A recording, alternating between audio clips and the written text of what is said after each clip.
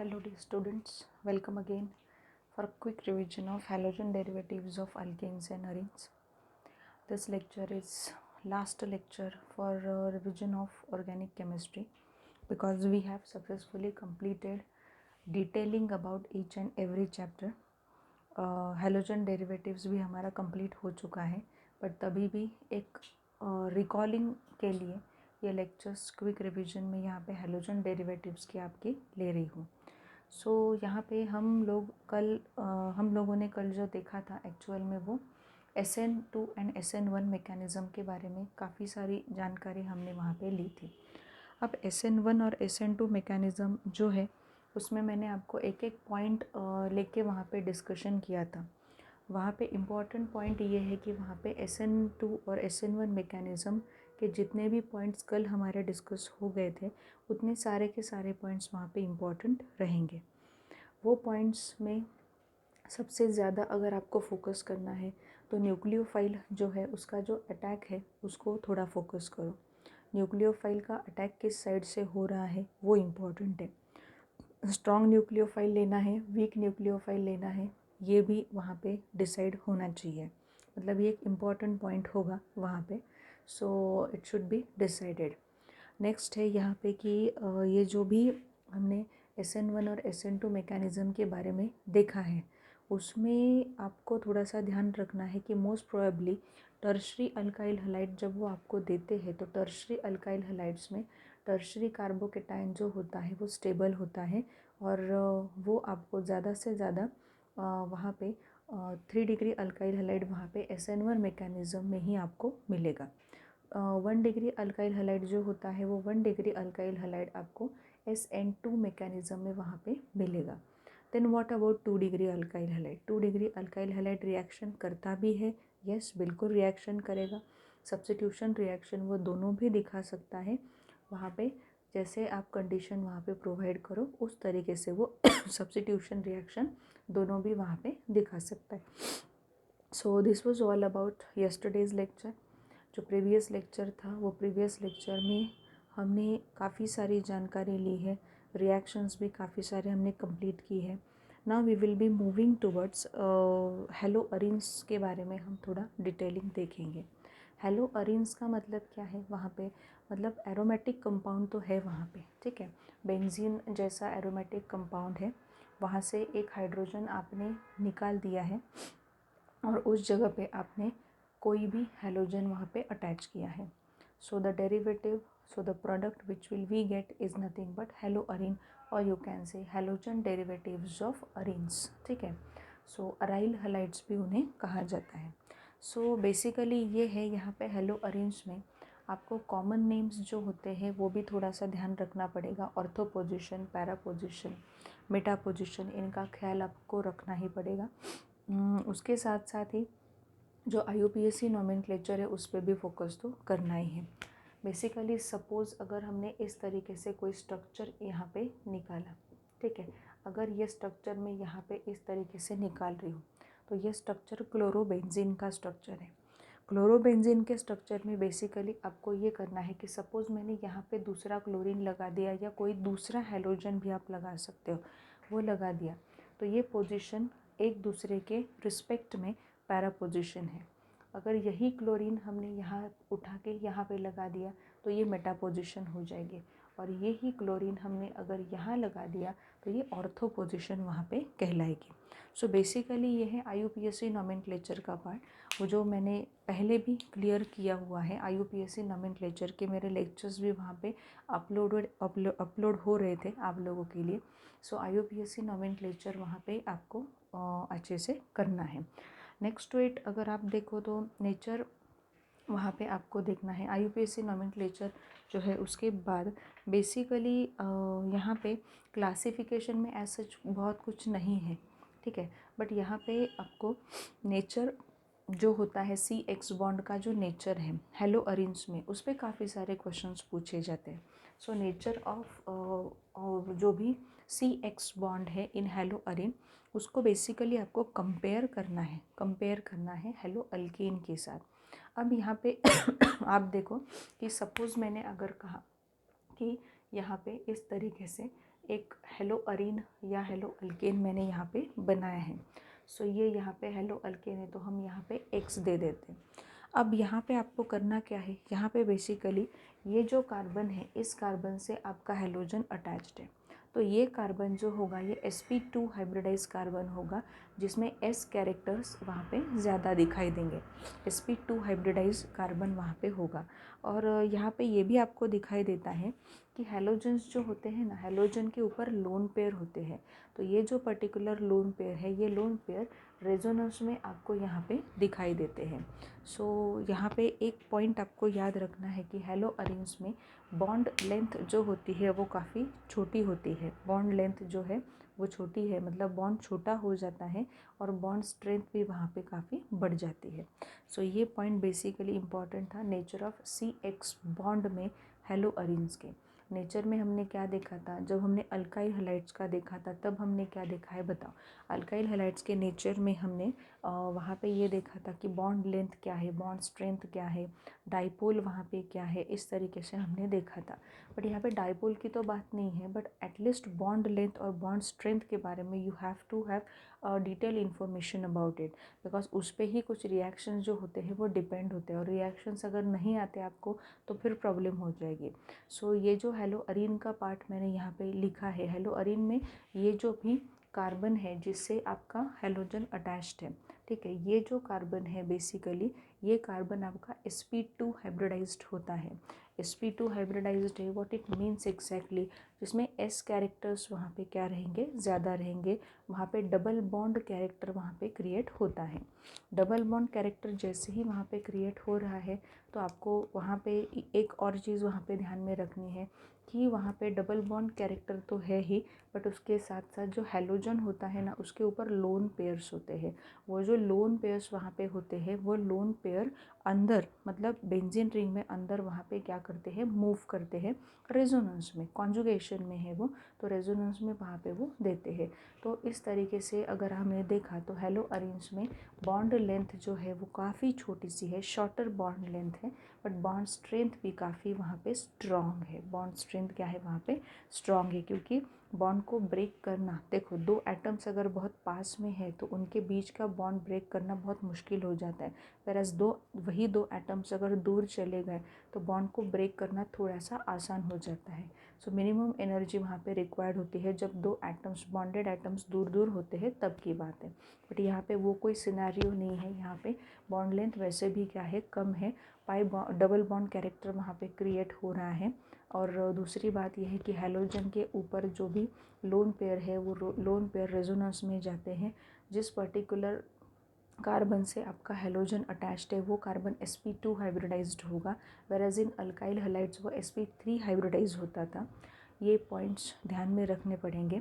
And next to it कि वहाँ पे अगर आपने देखा तो यहाँ जो भी इंडक्टिव इफ़ेक्ट, रेजोनेंस इफ़ेक्ट दोनों वहाँ पे दिखाई देते हैं, क्योंकि क्लोरीन, ब्रोमीन, आयोडीन, वटेवर, मतलब जो भी हेलोजन आप वहाँ पे अटैच कर रहे हो वहाँ पे वो इंडक्टिव इफ़ेक्ट भी दिखाता है, इलेक्ट्रॉन विड्रॉइंग इफ़ेक्ट भी वहाँ पे दिखाता है, उसके साथ साथ वो रेजोनेंस भी वहाँ पे दिखाता है, प्लस R इफ़ेक्ट भी वहाँ पे आपको मिलेगा।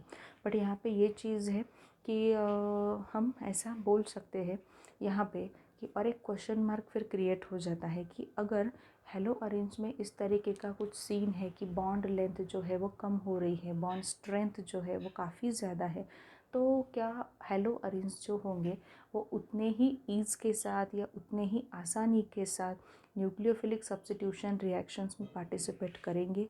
बिल्कुल भी वहाँ पे न्यूक्लियोफिलिक सब्स्टिट्यूशन रिएक्शन में हेलो अरेंज जो है वो उतने ईज़ या उतने आसानी से पार्टिसिपेट नहीं करते जितनी आसानी से अल्काइल हैलाइड्स पार्टिसिपेट कर सकते हैं। ये ऐसा क्यों हो रहा है, उसके नंबर ऑफ़ रीजंस है। देखो इसमें ही ये जो स्ट्रक्चर मैंने निकाला है ना उसमें ही वो रीजंस वहाँ पे सब कुछ आपको वहाँ पे मिल जाते हैं। अगर मैंने यहाँ पे कहा आपको कि 4 रीजंस है वहाँ पे बेसिकली कि हेलो अरीन जो होगा आपका, या जो आपका अराइल हैलाइड जो होगा वो अराइल हैलाइड न्यूक्लियोफिलिक सब्स्टिट्यूशन में बिल्कुल भी पार्टिसिपेट नहीं कर रहा, या आसानी से पार्टिसिपेट नहीं कर रहा। वी कैन नॉट से बिल्कुल पार्टिसिपेट नहीं कर रहा, बट आसानी से पार्टिसिपेट नहीं कर रहा। व्हाट इट मीन्स एग्जैक्टली, क्या रीजंस हो सकते हैं? सबसे पहला तो रीज़न यही है कि अगर इसकी कंपैरिजन आपको अल्काइल हैलाइड के साथ करनी है, यहाँ पे RX मैंने लिखा है, ठीक है। अगर मैंने यहाँ पे कहा कि यहाँ पे जो कार्बन है आपका sp2 हाइब्रिडाइज है और यहाँ जो कार्बन आपको मिलेगा वो sp3 हाइब्रिडाइज है। यहाँ पे s कैरेक्टर्स जो है वो कम है, यहाँ पे s कैरेक्टर्स जो है वो ज़्यादा है, ठीक है। सो अगर s कैरेक्टर यहाँ पे ज़्यादा है, बेसिकली आपको ये थोड़ा सा समझना होगा, यहाँ पे डबल बॉन्ड कैरेक्टर क्या होते हैं, क्रिएट होते हैं। अभी मैंने आपको कहा कि यहाँ पे बॉन्ड लेंथ जो होती है, ये बॉन्ड लेंथ जो है ये शॉर्ट है, बॉन्ड लेंथ शॉर्ट है, बट बॉन्ड स्ट्रेंथ जो होती है, बॉन्ड स्ट्रेंथ की हम बात करते हैं, बॉन्ड स्ट्रेंथ जो भी यहाँ पे होगी वो बॉन्ड स्ट्रेंथ यहाँ पे मतलब स्ट्रॉन्ग होगी, स्ट्रॉन्ग बॉन्ड स्ट्रेंथ यहाँ पे आपको मिलेगी, बॉन्ड काफ़ी स्ट्रॉन्ग होगा हेलो अरेंज में। तो इस तरीके से अगर आप देखो तो यहाँ पे कार्बन टू हाइड्रोजन बॉन्ड को ब्रेक करना और यहाँ पे कार्बन टू हाइड्रोजन बॉन्ड को ब्रेक करना कहाँ पे आसानी हो सकती है, यहाँ पे। तो न्यूक्लियोफिलिक सब्स्टिट्यूशन में basically breaking of CX bond जो होता है हेट्रोलिसिस से, ठीक है। तो उस तरीके से अगर आप देखो तो उस तरीके से यहाँ पे ये बॉन्ड का ब्रेक होना थोड़ा सा मुश्किल हो सकता है, बिकॉज यहाँ पे डबल बॉन्ड कैरेक्टर्स आ गए हैं। नेक्स्ट पॉइंट ये है यहाँ पे, और एक न्यूक्लियोफिलिक सब्स्टिट्यूशन में जैसे मैंने अभी कहा कि ये जो हैलोजन होता है, ये हैलोजन के ऊपर क्या है, हैलोजन के ऊपर क्या है, यहाँ पे लोन पेयर होते हैं। तो आप बोले कि मैम यहाँ पे लोन पेयर नहीं है क्या, बिल्कुल है, बट लोन पेयर को रेजोनेंस करने के लिए उतनी सिस्टम ही नहीं मिली है ना। यहाँ पे क्या होता है, यहाँ पे लोन पेयर को उतनी सिस्टम मिल चुकी है। ये जो लोन पेयर यहाँ पे ऊपर रहेंगे, अगर क्लोरीन हमने देखा तो क्लोरीन के पास 3 लोन पेयर है, मतलब 6 इलेक्ट्रॉन टोटल उसके पास होते हैं lone pair, as a lone pair में। तो यहाँ पे ये रेजोनेंस में चले जाते हैं, तो उस वजह से भी वहाँ पे न्यूक्लियोफिलिक सब्स्टिट्यूशन जो है वो काफ़ी मुश्किल हो जाता है। नेक्स्ट पॉइंट है यहाँ पे कि CX बॉन्ड जो होता है अल्काइल हैलाइड अराइल हैलाइड्स में, तो अराइल हैलाइड में डबल बॉन्ड कैरेक्टर वो शो कर रहा है। और दूसरी बात ये है कि अगर थोड़ा सा ये भी सोचना पड़ेगा कि SN1 SN2 रिएक्शंस में इम्पॉर्टेंट पॉइंट्स क्या थे हमारे पास। SN1 रिएक्शन में जो है वो कार्बोकेटाइन का फॉर्मेशन हो रहा था, ठीक है। यहाँ पे क्या हो रहा है, यहाँ पे आपका SN2 रिएक्शन में क्या हो रहा था, SN2 रिएक्शन में कार्बोकेटाइन का फॉर्मेशन नहीं था, but attack of nucleophile takes place from back side, ये पॉइंट्स थे। अब यहाँ पे देखो, ये जो कार्बोकेटाइन यहाँ पे फॉर्म अगर होगा तो वो कार्बोकेटाइन पे न्यूक्लियोफाइल अटैक करना बहुत मुश्किल हो सकता है, बिकॉज यहाँ पे पाई इलेक्ट्रॉन्स प्रेजेंट है, बेंजीन रिंग में पाई इलेक्ट्रॉन्स प्रेजेंट है। तो SN1 जो है उसकी पॉसिबिलिटी रूल आउट हो गई और SN2 की भी पॉसिबिलिटी वहाँ पे रूल आउट हो गई। इन शॉर्ट अराइल हैलाइड जो होते हैं they never give you nucleophilic substitution reaction, nucleophilic substitution reaction वहाँ पे वो नहीं दे सकते, ये यहाँ पे हमने देखा। बट उसके साथ साथ एक है कि जो क्लोरोबेंजीन, जैसे हमने क्लोरोबेंजीन लिया है तो क्लोरोबेंजीन को फिनॉल में आप कन्वर्ट कर सकते हो, क्लोरोबेंजीन को आप साइनोबेंजीन में कन्वर्ट कर सकते हो, क्लोरोबेंजीन को आप इवन एनिलीन जो है उसमें भी कन्वर्ट कर सकते हो with the help of strong agents, ठीक है। स्ट्रॉन्ग एजेंट्स आपको वहाँ पे यूज़ करने पड़ेंगे, that is the important point. और यहाँ पे और एक पॉइंट हम ये बोल सकते हैं कि इलेक्ट्रोफिलिक सब्स्टिट्यूशन यहाँ पे हो सकता है। प्रिपरेशन ऑफ हेलो अल्केन्स में उन्होंने कहा कि इलेक्ट्रोफिलिक सब्स्टिट्यूशन हो सकता है। इलेक्ट्रोफिलिक सब्स्टिट्यूशन में क्या होगा, सपोज़ यहाँ पे हमने इस तरीके से बेंजीन जो है वो बेंजीन रिंग ली है, टोल्यूइन हमने यहाँ पे लिया है, डायरेक्टली बेंजीन पे नहीं हो सकता, बेंजीन का कोई एक डेरिवेटिव होना चाहिए, टोल्यूइन क्लोरोबेंजीन इस तरीके से। तो इसका क्लोरीनेशन अगर आपको करना है तो आप कैसे करोगे, Cl2 के फॉर्म में वहाँ पे Fe के प्रेजेंस में या FeCl3 के प्रेजेंस में डार्क कंडीशन में ये रिएक्शन करनी होगी। सो वहाँ पे आपको मतलब ऑर्थोक्लोरोटोल्यूइन और पैराक्लोरोटोल्यूइन ये 2 प्रोडक्ट्स मिल सकते हैं। Next reaction by which we can easily you can say prepare alkyl halides is Sandmeyer reaction. Sandmeyer reaction is the very important way, or you can say a very easiest way for preparation of chlorobromoiodobenzene, ठीक है। सो क्लोरोब्रोमोआइडोबेंजीन का एक preparation हमने बहुत बार ये चीज़ देखी है कि एनिलीन लिया जाता है, फिर एनिलीन का डायज़ोटाइजेशन प्रोसेस में डायज़ोनियम सॉल्ट प्रिपेयर किया जाता है. That diazonium salt when it reacts with cuprous chloride it will give you chlorobenzene.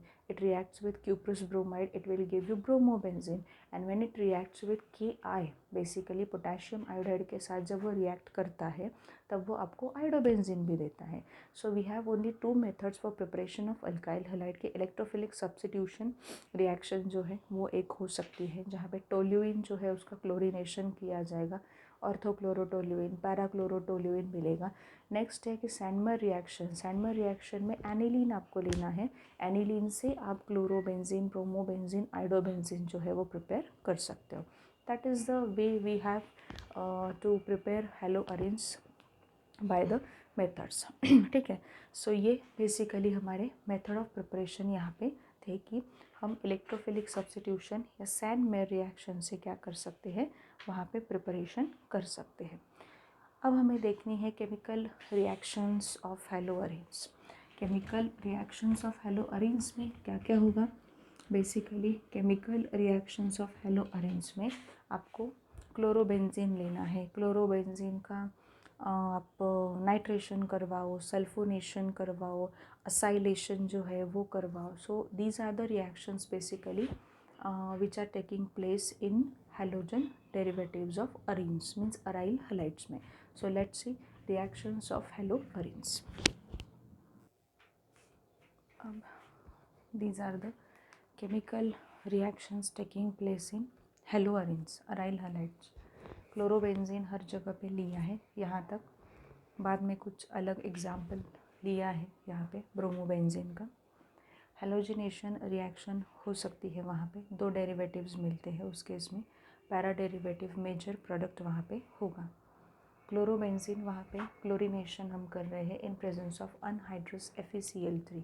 Anhydrous FeCl3 का रोल काफ़ी इंपॉर्टेंट होता है because we have already discussed about bond length of the CX in aryl halides. So वो short होती है, उसको break करने के लिए काफ़ी सारे वहाँ पे हम बोल सकते हैं कि सॉल्यूशंस अप्लाई करने पड़ते हैं. सो ये है, it is the one of the solution anhydrous FeCl3. ClCl मतलब यहाँ पे 1,2 डाइक्लोरो बेंजीन हुआ है, यहाँ पे 1,4 डाइक्लोरोबेंजीन है अलॉन्ग विथ HCl. मतलब हेलोजिनेशन भी वहाँ पे हो सकता है. Moving towards nitration. नाइट्रेशन में हम क्या लेते हैं, concentrated HNO3 and concentrated H2SO4 heat देने वाले. वही लिखा है. क्लोरोबेंजीन है यहाँ पे. यहाँ पे हमने कहा है कि मतलब एक ऑर्थोनाइट्रो क्लोरोबेंजीन, पैरानाइट्रो क्लोरोबेंजीन, इस तरीके से प्रोडक्ट मिल रहे हैं. सल्फोनेशन रिएक्शन में क्या होगा, सल्फोनिक एसिड्स मिलते हैं. सल्फोनिक एसिड्स मिलते हैं बट दोनों का नेमिंग अकॉर्डिंग टू IUPAC कहाँ से प्रायोरिटी देनी पड़ेगी वो ध्यान में रखो. यहाँ पे कॉन्सेंट्रेटेड H2SO4 लेते हैं हम लोग. यहाँ पे आपको मिल रहा है मतलब 2 chlorobenzene sulphonic acid and it is 4 chlorobenzene sulfonic acid because SO3H ये जो ग्रुप है ये हायर प्रायोरिटी पे है. सो वहाँ पे देखा गया है इस तरीके से कि रिएक्शन में 2 chloro and 4 chlorobenzene sulphonic acids जो है वो आपको वहाँ पे मिलते हैं. हर एक केस में यहाँ पे देखो, चाहे वो क्लोरीनेशन हो मतलब हेलोजिनेशन हो, चाहे वो नाइट्रेशन है, चाहे वो सल्फोनेशन है, हर एक केस में पैरा प्रोडक्ट्स जो होगा, पैरा प्रोडक्ट जो है वो मेजर प्रोडक्ट वहाँ पे होता है. सो मेजर प्रोडक्ट कौन सा होगा, हर एक केस में यहाँ पे पैरा प्रोडक्ट जो है वो मेजर प्रोडक्ट होगा. नेक्स्ट है यहाँ पे असाइलेशन रिएक्शन. मतलब वहाँ पे उन्होंने फ्रीडल क्राफ्ट रिएक्शन दी है. फ्रीडल क्राफ्ट रिएक्शन में कुछ नहीं है, वहाँ पे जस्ट आपको क्लोरोबेंजीन लेना है. क्लोरोबेंजीन की रिएक्शन वहाँ पे करनी है. एक बार असाइलेशन करना है, दूसरी बार अल्काइलेशन करना है. मतलब एक बार वो CH3Cl के साथ रिएक्ट होगा, दूसरी बार वो वहाँ पे जो एसिटिल क्लोराइड है उसके साथ रिएक्ट होगा. तो फ्रीडल क्राफ्ट रिएक्शन काफ़ी बार पढ़ चुके हो तो इसलिए ये यहाँ पे मेंशन नहीं किया गया. But Wurtz Fittig reaction it is very important as it is one of the name reaction. Name reaction है इसलिए काफ़ी इंपॉर्टेंट रिएक्शन है वुड्स-फिटिग रिएक्शन.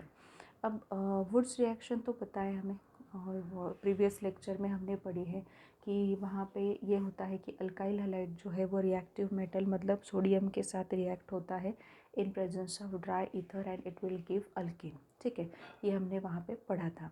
पर उसके साथ साथ एक्चुअल में वुड्स फिटिग रिएक्शन है। फिटिग रिएक्शन कहाँ पे, वहाँ पे अराइल हलाइड का भी प्रेजेंस होगा। मतलब आप ये भी कर सकते हो कि एक अल्काइल हलाइड लिया है, दूसरा अराइल हलाइड लिया है, but with the same halogen, और उसमें आपने सोडियम को ट्रीट किया है, तो वहाँ पे वो भी प्रोडक्ट बन सकता है।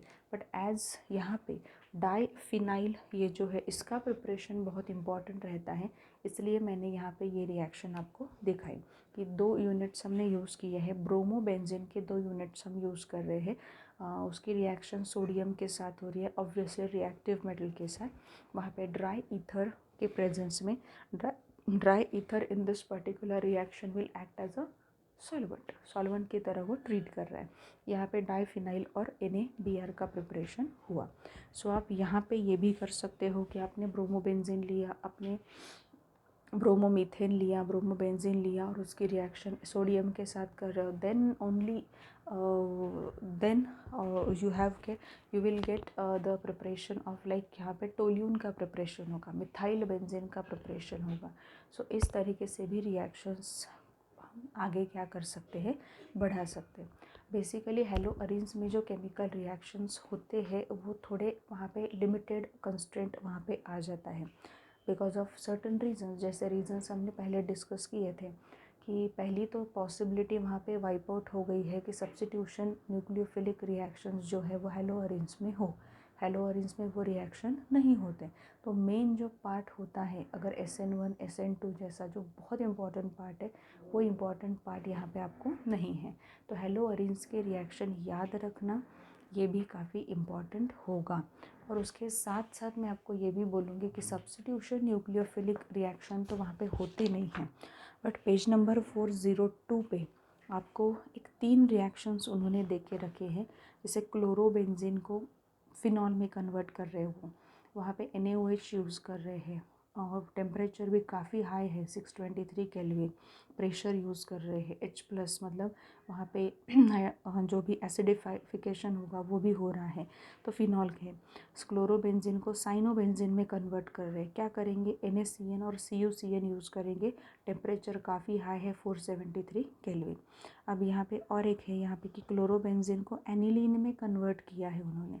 क्लोरोबेंजीन को एनिलीन में कैसे कन्वर्ट करेंगे, अमोनिया और Cu2 कॉपर का जो ऑक्साइड होगा उसको उसका मिक्सचर यूज़ करेंगे।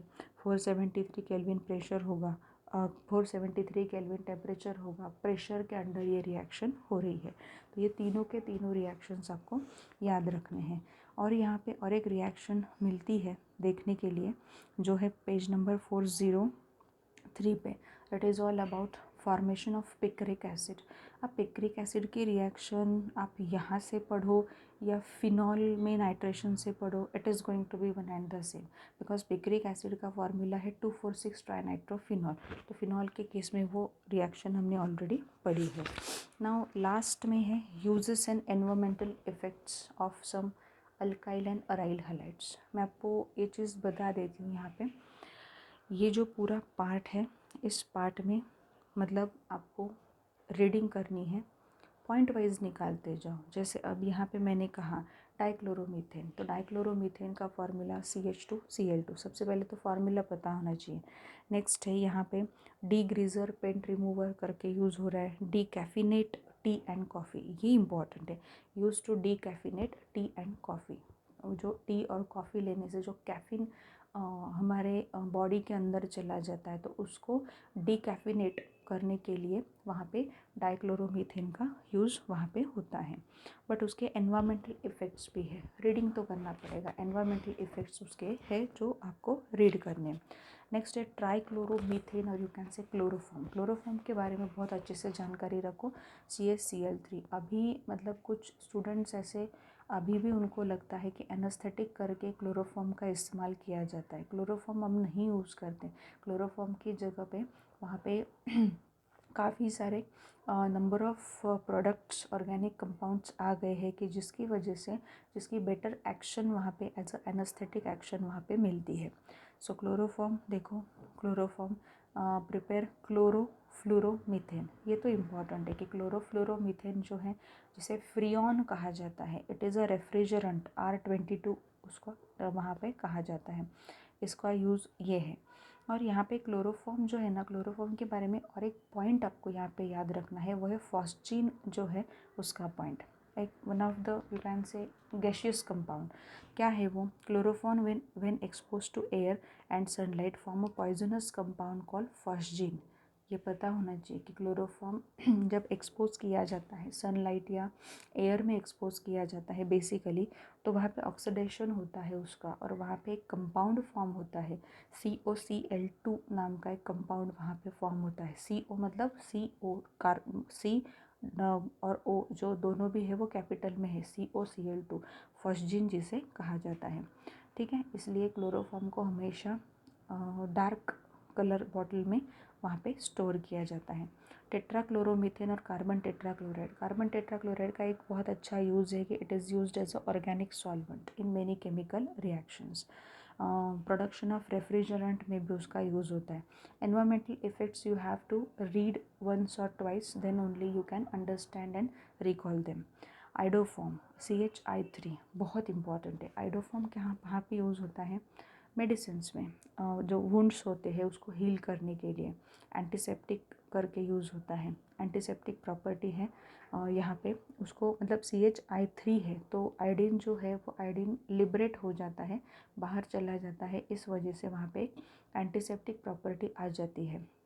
On small scale iodoform is used as a disinfectant. काफ़ी छोटे छोटे जगह पे अगर वो पर्टिकुलर जगह है वो डिसइंफेक्ट करनी है तो वहाँ पे आइडोफॉर्म भी इस्तेमाल किया जाता है।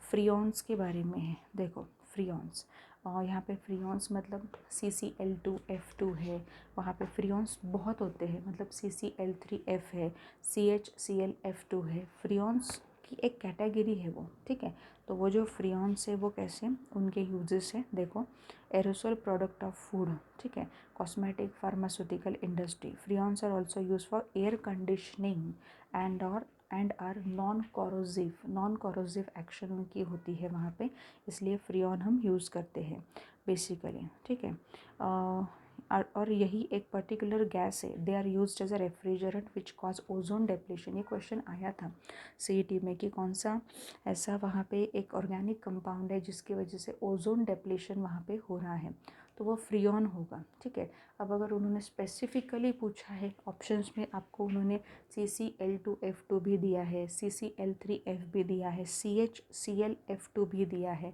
तो आप बोलोगे कि तीनों से हो रहा है, बिकॉज तीनों की कैटेगरी एक ही है, वो फ्रियॉन में ही आते हैं। एनवायरमेंटल इफ़ेक्ट्स तो पता है। उसके बाद DDT के बारे में पढ़ना पड़ेगा, और सबसे पहले ये समझने की कोशिश करो कि DDT का जो भी स्ट्रक्चर है ना, स्ट्रक्चर को घबराना नहीं है बिल्कुल भी। आप जैसे देखो यहाँ पे आपने इथेन निकाल लिया, ठीक है, ये इथेन है यहाँ पे, तो ये जो है Cl, ठीक है, यहाँ पे आपकी एक बेंजीन रिंग होगी, ठीक है, यहाँ पे Cl होगा, यहाँ पे एक बेंजीन रिंग होगी, Cl होगा, और यहाँ पे H है। यही DDT का स्ट्रक्चर है। तो क्या है DDT का full form? Dichloro dimethyl dichloro diphenyl trichloro ethane, dichloro diphenyl trichloro ethane, para dichloro, actually PP dichloro लिखा जाता है, PP डाइक्लोरो डाइफिनाइल। ठीक है, यहाँ पे दिया हुआ है ट्राइक्लोरो इथेन, दो ही तो कार्बन है उसमें, तो इथेन होगा। ठीक है, सो DDT जो है, DDT पहले यूज़ होता था इंसेक्टिसाइड्स करके वो यूज़ करते थे, अब वो अगेंस्ट मलेरिया यूज़ होता है। अब उसका यूज़ एक्चुअल में ये है कि DDT अब बैन किया गया, DDT का यूज़ हम वहाँ पे नहीं करते। Readily metabolize, it is not readily metabolize and not destroyed by environmental destructive forces, मतलब बेसिकली ये है कि वो डिस्ट्रॉय नहीं हो सकता। दूसरा ये है कि if it exist for a long time in soil, plant and animal as well, it produces unforeseen ecological effects. काफ़ी सारे बैड इफ़ेक्ट्स या बैड इम्पैक्ट्स वहाँ पे दिखाई दे सकते हैं प्लांट्स, एनिमल्स और ह्यूमंस पे even.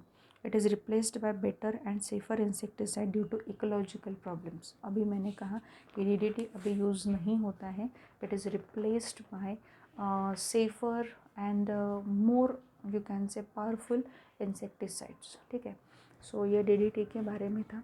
Para para dichloro diphenyl trichloro ethane, ये पूरा नाम है। स्ट्रक्चर याद रखो, ये स्ट्रक्चर ऊपर मैंने निकाला है।